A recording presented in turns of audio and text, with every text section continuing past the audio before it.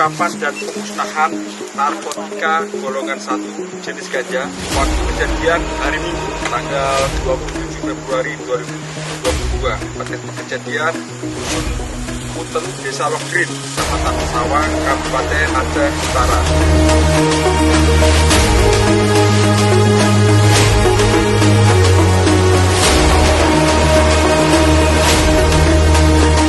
Alhamdulillah, pada hari ini kita dapat mengungkap dengan 3 TKP, luasnya sekitar 6,28 hektar kebun gajah.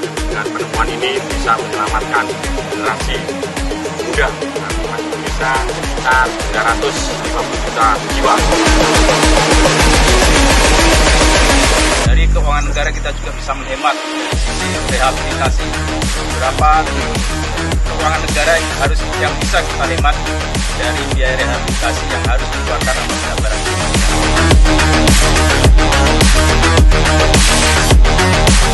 kami mendukung sepenuhnya kegiatan ini agar menyelamatkan generasi muda yang ada di wilayah kami, wilayah Aceh Utara dan Palu Sulawesi.